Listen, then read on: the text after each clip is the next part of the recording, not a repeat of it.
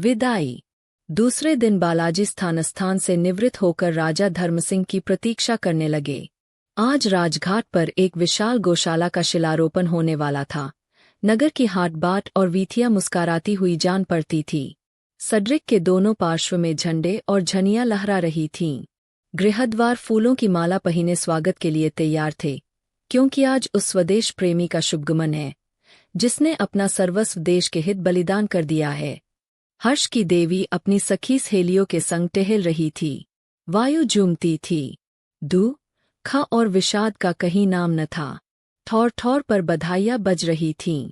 पुरुष सुहावने वस्त्र पहने इठालते थे। स्त्रियां 16 श्रृंगार किए मंगलगीत गाती थी। बालक मंडली केसरिया साफा धारण किए कलोले करती थी। हर पुरुष स्त्री के मुख से प्रसन्नता झलक रही थी, क्योंकि आज एक सच्चे जाति हितैषी का शुभगमन है, जिसे ने अपना सर्वस्व जाति के हित में भेंट कर दिया है। बालाजी अब अपने सुहदों के संग राजघाट की ओर चले तो सूर्य भगवान ने पूर्व दिशा से निकलकर उनका स्वागत किया। उनका तेजस्वी मुखमंडल जो ही लोगों ने देखा, सहस्रों मुखों से भारत माता की जय का घोर शब्द सुनाई दिया और वायुमंडल को चीरता हुआ आकाश शिखर तक जा पहुंचा। घंटों और शंखों की ध्वनि निनादित हुई और उत्सव का सरस राग वायु में गूंजने लगा। जिस प्रकार दीपक को देखते ही पतंग उसे घेर लेते हैं, उसी प्रकार बालाजी को देखकर लोग बड़ी शीघ्रता से उनके चतुर्दिक एकत्र हो गए। भारत सभा के 125 सभ्यों ने अभिवादन किया। उनकी सुंदर वार्दियां और मंचले घोड़ों नेत्रों में खूब जाते थे। इस सभा का एक एक सभ्य जाति का सच्चा हितैषी था और उसके उमंग भरे शब्द लोगों के चित्त को उत्साह से पूर्ण कर देते थे। सड़क के दोनों ओर दर्शकों की श्रेणी थी। बधाइयां बज रही थीं। पुष्प और मेवों की वृष्टि हो रही थी। ठौर ठौर नगर की ललनाएं श्रृंगार किए स्वर्ण के थाल में कपूर, फूल और चंदन लिए आरती करती जाती थीं, और दुकानें नवागता वधू की भांति सुसज्जित थीं। सारा नगेर अपनी सजावट से वाटिका को लज्जित करता था, और जिस प्रकार श्रावण मास में काली घटाएं उठती है और रह रहकर वन की गरज हृदय को कपा देती है, और उसी प्रकार जनता की उमंगवर्धक ध्वनि भारत माता की जय हृदय में उत्साह और उत्तेजना उत्पन्न करती थी। जब बालाजी चौक में पहुंचे तो उन्होंने एक अद्भुत दृश्य देखा। बालक वृंद ऊदे रंग के लेसदार कोट पहिने, केसरिया पगड़ी बांधे, हाथों में सुंदर छड़ियां लिए मार्ग पर खड़े थे। बालाजी को देखते ही वे 10-10 की श्रेणियों में हो गए एवं अपने डंडे बजाकर यह ओजस्वी गीत गाने लगे। बालाजी तेरा आना मुबारक होवे, धनिधनी भाग्य है इस नगरी के, धनिधनी भाग्य हमारे, धनिधनी इस नगरी के बासी जहाँ तब चरण पधारे। बालाजी तेरा आना मुबारक होवे। कैसा चित्ताकर्षक दृश्य था। गीत यद्यपि साधारण था, परंतु अनके और सधे हुए स्वरों ने मिलकर उसे ऐसा मनोहर और प्रभावशाली बना दिया कि पाँव रुक गए। चतुर्दिक सन्नाटा छा गया। सन्नाटे में यह राग ऐसा सुहावना प्रतीत होता था जैसे रात्रि के सन्नाटे में बुलबुल का चहकना। सारे दर्शक चित्त की भांति खड़े थे। दीन भारतवासियों, तुमने ऐसे दृश्य कहाँ देखे? इस समय जी भरकर देख लो। तुम वेश्याओं के नृत्यवाद्य से संतुष्ट हो गए, वारांगनाओं की कामलीलाएं बहुत देख चुके, खूब सैर सपाटे किए, परंतु यह सच्चा आनंद और यह सुखद उत्साह जो इस समय तुम अनुभव कर रहे हो, तुम्हें कभी और भी प्राप्त हुआ था। मनमोहनी वेश्याओं के संगीत और सुंदरियों का काम कौतुक तुम्हारी वैश्यिक इच्छाओं को उत्तेजित करते हैं, किंतु तुम्हारे उत्साहों को और निर्बल बना देते हैं, और ऐसे दृश्य तुम्हारे हृदयों में जातीयता और जाति अभिमान का संचार करते हैं। यदि तुमने अपने जीवन में एक बार भी यह दृश्य देखा है, तो उसका पवित्र चिह्न तुम्हारे हृदय से कभी नहीं मिटेगा। बालाजी का दिव्य मुखमंडल आत्मिक आनंद की ज्योति से प्रकाशित था और नेत्रों से जात्याभिमान की किरणें निकल रही थीं। जिस प्रकार कृषक अपने लहलहाते हुए खेत को देखकर आनंदोन्मत्त हो जाता है, वही दशा इस समय बालाजी की थी। जब रागे बंद हो गया तो उन्होंने कई डग आगे बढ़कर 2 छोटे छोटे बच्चों को उठाकर अपने कंधों पर बैठा लिया और बोले, भारत माता की जय। इस प्रकार शनय लोग राजघाट पर एकत्र हुए। यहाँ गौशाला का एक गगनस्पर्शी विशाल भवन स्वागत के लिए खड़ा था। आंगन में मखमल का बिछावन बिछा हुआ था। गृहद्वार और स्तंभ फूलपत्तियों से सुसज्जित खड़े थे। भवन के भीतर एक सहस गाय बंधी हुई थीं। बालाजी ने अपने हाथों से उनकी नौंदों में खली भूसा डाला, उन्हें प्यार से थपकियां दी। एक विस्तृत गृह में संगमर का अष्टभुज कुंड बना हुआ था। वह दूध से परिपूर्ण था।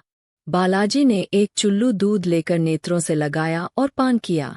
अभी आंगन में लोग शांति से बैठने भी न पाए थे, कई मनुष्य दौड़े हुए आए और बोल, पंडित बदलू शास्त्री, सेठ उत्तमचंद्र और लाला माखनलाल बाहर खड़े कोलाहल मचा रहे हैं और कहते हैं कि हमा को बालाजी से दो दो बातें कर लेने दो। बदलू शास्त्री काशी के विख्यात पंडित थे। सुंदर चंद्र तिलक लगाते, हरी बनात का अंगरखा परिधान करते और बसंती पगड़ी बांधत थे। उत्तमचंद्र और माखनलाल दोनों नगर के धनी और लक्षाधीश मनुष्य थे। उपाधि के लिए सहस्रों व्यय करते और मुख्य पदाधिकारियों का सम्मान और सत्कार करना अपना प्रधान कर्तव्य जानते थे।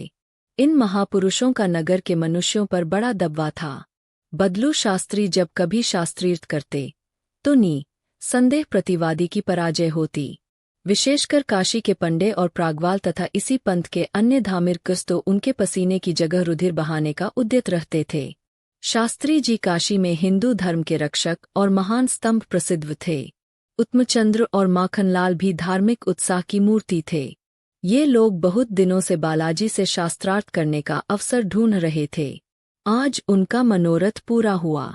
पंडों और प्रागवालों का एक दल लिए आ पहुँचे। बालाजी ने इन महात्मा के आने का समाचार सुना तो बाहर निकल आए, परंतु यहाँ की दशा विचित्र पाई।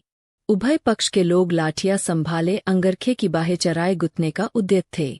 शास्त्री जी प्रागवालों को भिड़ने के लिए ललकार रहे थे और सेठ जी उच्च स्वर से कह रहे थे कि इन शूद्रों की धज्जियां उड़ा दो, अभियोग चलेगा तो देखा जाएगा, तुम्हार बाल बौंका न होने पाएगा। माखनलाल साहब गला फाड़ फाड़ कर चिल्लाते थे कि निकल आए जिसे कुछ अभिमान हो, प्रत्येक को सब जबाग दिखा दूंगा। बालाजी ने जब यह रंग देखा तो राजा धर्मसिंह से बोले, आप बदलू शास्त्री को जाकर समझा दीजिए कि वह इस दुष्टता को त्याग दें, अन्यथा दोनों पक्ष वालों की हानि होगी और जगत में उपहास होगा सो अलग। राजा साहब के नेत्रों से अग्नि बरस रही थी। बोले, इस पुरुष से बातें करने में अपनी अप्रतिष्ठा समझता हूँ। उसे प्रागवालों के समूहों का अभिमान है, परंतु मैं आज उसका सारा मद चूर्ण कर देता हूँ। उनका अभिप्राय इसके अतिरिक्त और कुछ नहीं है कि वे आपके ऊपर वार करें, पर जब तक मैं और मरे पौंच पुत्र जीवित है तब तक कोई आपकी ओर कुदृष्टि से नहीं देख सकता। आपके एक संकेत मात्र की देर है, मैं पलक मारते उन्हें इस दुष्टता का स्वाद चखा दूंगा। बालाजी जान गए कि यह वीर उमंग में आ गया है। राजपूत जब उमंग में आता है तो उसे मरने मारने का अतिरिक्त और कुछ नहीं सूझता। बोले, राजा साहब, आप दूरदर्शी होकर ऐसे वचन कहते हैं, यह अवसर ऐसे वचनों का नहीं है। आगे बढ़कर अपने आदमियों को रोकिए, नहीं तो परिणाम बुरा होगा। बालाजी यह कहते अचानक रुक गए। समुद्र की तरंगों का भांति लोग इधर उधर से उमड़ते चले आते थे। हाथों में लाठियां थी और नेत्रों में रुधिर की लाली, मुखमंडल क्रुद्ध, भ्रिकुटी कुटिल। देखते देखते यह जनसमुदाय प्रागवालों के सिर पर पहुंच गया। समय सन्निकट था कि लाठियां सिर को चुमे कि बालाजी विद्युत की भांति लपककर एक घोड़े पर सवार हो गए और अति उच्च स्वर में बोले, भाइयों, क्या अंधेर है? यदि मुझे अपना मित्र समझते हो तो झटपट हाथ नीचे कर लो और पैरों को 1 इंच भी आगे न बढ़ने दो। मुझे अभिमान है कि तुम्हारे हृदयों में वीरोचित क्रोध और उमंग तरंगित हो रहे हैं। क्रोध एक पवित्र उद्वोग और पवित्र उत्साह है, परंतु आत्मसंवरण उससे भी अधिक पवित्र धर्म है। इस समय अपने क्रोध को दृढ़ता से रोको। क्या तुम अपनी जाति के साथ कुल का कर्तव्य पालन कर चुके कि इस प्रकार प्राण विसर्जन करने पर कटिबद्ध हो? क्या तुम दीपक लेकर भी कूप में गिरना चाहते हो? ये उलोग तुम्हारे स्वदेश बांधव और तुम्हारे ही रुधिर है। उन्हें अपना शत्रु मत समझो। यदि वे मूर्ख है तो उनकी मूर्खता का निवारण करना तुम्हारा कर्तव्य है। यदि वे तुम्हें अपशब्द कहें तो तुम बुरा मत मानो। यदि ये तुमसे युद्ध करने को प्रस्तुत हो तुम नम्रता से स्वीकार कर दो और एक चतुर वैद्य की भांति अपने विचारहीन रोगियों की औषधि करने में तल्लीन हो जाओ। मेरी इस आशा के प्रतिकूल यदि तुममें से किसी ने हाथ उठाया तो वह जाति का शत्रु होगा। इन समुचित शब्दों से चतुर्दिक शांति छा गई। जो जहां था वह वहीं चित्रलिखित सा हो गया। इस मनुष्य के शब्दों में कहाँ का प्रभाव भरा था जिसने 50 सहस्र मनुष्यों के उमड़ते हुए उद्वेग को इस प्रकार शीतल कर दिया जिस प्रकार कोई चतुर सारथी दुष्ट घोड़ों को रोक लेता है, और यह शक्ति उसे किसने की दी थी? न उसके सिर पर राजमुकुट था, न वह किसी सेना का नायक था। यह केवल उस पवित्र और स्वार्थ जाति सेवा का प्रताप था जो उसने की थी। स्वजती सेवक के मान और प्रतिष्ठा का कारण वे बलिदान होते हैं जो वह अपनी जति के लिए करता है। पंडों और प्रागवालों ने बालाजी का प्रतापवान रूप देखा और स्वर सुना तो उनका क्रोध शांत हो गया। जिस प्रकार सूर्य के निकलने से कोहरा आ जाता है, उसी प्रकार बालाजी के आने से विरोधियों की सेना तितर बितर हो गई। बहुत से मनुष्य जो उपद्रव के उद्देश्य से आए थे, श्रद्धापूर्वक बालाजी के चरणों में मस्तक झुका उनके अनुयायियों के वर्ग में सम्मिलित हो गए। बदलू शास्त्री ने बहुत चाहा कि वह पंडों के पक्षपात और मूर्खता को उत्तेजित करें, किंतु सफलता न हुई। उस समय बालाजी ने एक परम प्रभावशाली वक्तृता दी जिसका एक एक शब्द आज तक सुनने वालों के हृदय पर अंकित है और जो भारत वासियों के लिए सदा दीप का काम करेगी। बालाजी की वक्तृताएं प्राय सारगर्भित है, परंतु वह प्रतिभा, वह ओज जिससे यह वक्तृता अलंकृत है, उनके किसी व्याख्यान में दीख नहीं पड़ते। उन्होंने अपने वाक्यों के जादू से थोड़ी ही देर में पंडों को अहीरों और पासियों से गले मिला दिया। उस वक्तृता के अंतिम शब्द थे, यदि आप दृढ़ता से कार्य करते जाएंगे तो अवश्य एक दिन आपको अभीष्ट सिद्धि का स्वर्ण स्तंभ दिखाई देगा, परंतु धैर्य को कभी हाथ से न जाने देना। दृढ़ता बड़ी प्रबल शक्ति है। दृढ़ता पुरुष के सब गुणों का राजा है। दृढ़ता वीरता का एक प्रधान अंग है। इसे कदापि हाथ से न जाने देना। तुम्हारी परीक्षाएं होंगी। ऐसी दशा में दृढ़ता के अतिरिक्त कोई विश्वासपात्र पथ प्रदर्शक नहीं मिलेगा। दृढ़ता यदि सफल न भी हो सके तो संसार में अपना नाम छोड़ जाती है। बालाजी ने घर पहुंचकर समाचार पत्र खोला, मुख पीला हो गया और सकरुण हृदय से एक ठंडी सांस निकल आई। धर्मसिंह ने घबराकर पूछा, कुशल तो है? बालाजी, सदिया में नदी का बांध फट गया, बस साहस मनुष्य गृहीन हो गए। धर्मसिंहो हो। बालाजी, सहस्रों मनुष्य प्रवाह की भेंट हो गए। सारा नगर नष्ट हो गया। घरों की छतों पर नावें चल रही है। भारत सभा के लोग पहुंच गए हैं और यथाशक्ति लोगों की रक्षा कर रहे हैं, किंतु उनकी संख्या बहुत कम है। धर्मसिंह सजलनयन होकर, हे ईश्वर, तू ही इन अनाथों को नाथ है। गई 3 घंटे तक निरंतर मूसलाधार पानी बरसता रहा। 16 इंच पानी गिरा। नगर के उत्तरीय विभाग में सारा नगर एकत्र है। न रहने को गृह है, न खाने को अन्न। शव की राशियां लगी हुई है। बहुत से लोग भूखे मर जाते हैं। लोगों के विलाप और करुणाक्रंदन से कलेजा मुंह को आता है। सब उत्पात पीड़ित मनुष्य बालाजी को बुलाने की रट लगा रहे हैं। उनका विचार यह है कि मेरे पहुंचने से उनके दुख दूर हो जाएंगे। कुछ काल तक बालाजी ध्यान में मग्न रहें, तत्पश्चात बोले, मेरा जाना आवश्यक है। मैं तुरंत जाऊंगा। आप सदियों की भारत सभा की तार दे दीजिए कि वह इस कार्य में मेरी सहायता करने को उद्यत रहें। राजा साहब ने सविनय निवेदन किया, आज्ञा हो तो मैं चलूं। बालाजी, मैं पहुंचकर आपको सूचना दूंगा। मेरे विचार में आपके जाने की कोई आवश्यकता न होगी। धर्मसिंह, उत्तम होता कि आप प्रात काल ही जाते। बालाजी, नहीं, मुझे यहाँ एक क्षण भी ठहरना कठिन जान पड़ता है। अभी मुझे वहां तक पहुंचने में कई दिन लगेंगे। पल भर में नगर में ये समाचार फैल गए कि सदियों में बाढ़ आ गई और बालाजी इस समय वहां आ रहे हैं। यह सुनते ही सहस्रों मनुष्य बालाजी को पहुंचाने के लिए निकल पड़े। 9 बजते बजते द्वार पर 25 सहस्र मनुष्यों का समुदाय एकत्र हो गया। सदिया की दुर्घटना प्रत्येक मनुष्य के मुख पर थी। लोग उन आपती पीड़ित मनुष्यों की दशा पर सहानुभूति और चिंता प्रकाशित कर रहे थे। सैकड़ों मनुष्य बालाजी के संग जाने को कटिबद्ध हुए। सदिया वालों की सहायता के लिए एक फंड खोलने का परामर्श होने लगा। उधर धर्मसिंह के अंतपुर में नगर की मुख्य प्रतिष्ठित स्त्रियों ने आज सुवामा को धन्यवाद देने के लिए एक सभा एकत्र की थी। उस उच्च प्रसाद का एक एक कोना स्त्रियों से भरा हुआ था। प्रथम वृजरानी ने कई स्त्रियों के साथ एक मंगलमय सुहावना गीत गाया। उसके पीछे सब स्त्रियां मंडल बांध कर गाते बजाते आरती का थाल लिए सुदामा के गृह पर आईं। सेवती और चंदा अतिथि सत्कार करने के लिए पहले ही से प्रस्तुत थी। सुवामा प्रत्येक महिला से गले मिली और उन्हें आशीर्वाद दिया कि तुम्हारे अंक में भी ऐसे ही सुपूत बच्चे खेलें। फिर रानी जी ने उसकी आरती की और गाना होने लगा। आज माधवी का मुखमंडल पुष्प की भांति खिला हुआ था, मात्र वह उदास और चिंतित न थी। आशाएं विष की गांठ है, उन्हीं आशाओं ने उसे कल रुलाया था, किंतु आज उसका चित्र उन आशाओं से रिक्त हो गया है। इसलिए मुखमंडल दिव्य और नेत्र विकसित है। निराशा रहकर उस देवी ने सारी आयु काट दी, परंतु आशापूर्ण रहकर उससे एक दिन का दुख कभी न सहा गया।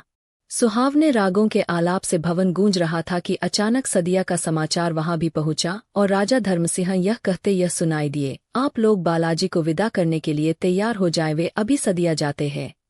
यह सुनते ही अर्धरात्रि का सन्नाटा छा गया।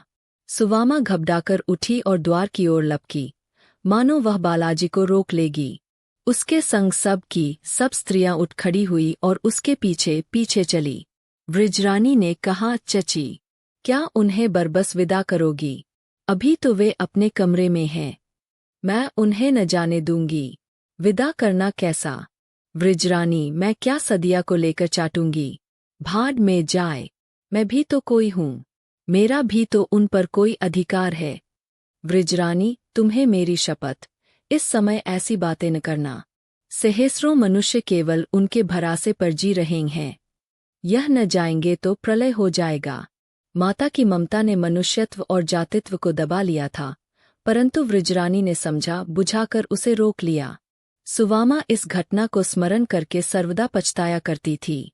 उसे आश्चर्य होता था कि मैं आपसे बाहर क्यों हो गई। रानी जी ने पूछा, विरजन बालाजी को कौन जयमाल पहनाएगा? विरजन, आप। रानी जी, और तुम क्या करोगी? विरजन, मैं उनके माथे पर तिलक लगाऊंगी। रानी जी, माधवी कहाँ है? विरजन, धीरे से, उसे न छड़ो, बेचार अपने ध्यान में मग्न है। सुवामा को देखा तो निकट आकर उसके चरण स्पर्श किए। सुवामा ने उन्हें उठाकर हृदय में लगाया। कुछ कहना चाहती थी, परंतु ममता से मुख न खोल सकी। रानी जी फूलों की जयमाल लेकर चली कि उसके कंठ में डाल दूं, किंतु चरण थर्राए और आगे न बढ़ सकीं। वृजरानी चंदन का थाल लेकर चली, परंतु नेत्रश्रावन धन की भति बरसने लगे। तब माधव चली। उसके नेत्रों में प्रेम की झलक थी और मुंह पर प्रेम की लाली। अधरों पर महीनी मुस्कान झलक रही थी और मन प्रेमोन्माद में मग्न था। उसने बालाजी की ओर ऐसी चितवन से देखा जो अपार प्रेम से भरी हुई। तब सिर नीचा करके फूलों की जयमाला उसके गले में डाली, ललाट पर चंदन का तिलक लगाया। लोक संस्कार की न्यूनता वह भी पूरी हो गई। उस समय बालाजी ने गंभीर सांस ली। उन्हें प्रतीत हुआ कि मैं अपार प्रेम के समुद्र में वहां जा रहा हूँ। धैर्य का लंगर उठ गया और उसे मनुष्य की भांति जो अकस्मात जल में फिसल पड़ा हो, उन्होंने माधवी की बाह पकड़ ली। परंतु हाँ, जिस तिनके का उन्होंने सहारा लिया वह स्वयं प्रेम की धार में तीव्र गति से बहा जा रहा था। उनका हाथ पकड़ते ही माधवी के रोम रोम में बिजली दौड़ गई। शरीर में श्वेत बिंदु झलकने लगे और जिस प्रकार वायु के झोंके से पुष्पदल पर पड़े हुए ओस के जलकण पृथ्वी पर गिर जाते हैं, उसी प्रकार माधवी के नेत्रों से अश्रु के बिंदु बालाजी के हाथ पर टपक पड़े। प्रेम के मोती थे जो उन मतवाली आंखों ने बालाजी को भेंट किए। आज से ये आंखें फिर न रोएंगी। आकाश पर तारे छिटके हुए थे और उनकी आड़ में बैठी हुई स्त्रियां यह दृश्य देख रही थी। आज प्रात काल बालाजी के स्वागत में यह गीत गाया था, बालाजी तेरा आना मुबारक होवे। और इस समय स्त्रियां अपने मन भावे स्वरों से गा रही हैं, बालाजी तेरा आना मुबारक होवे। आना भी मुबारक था और जाना भी मुबारक है।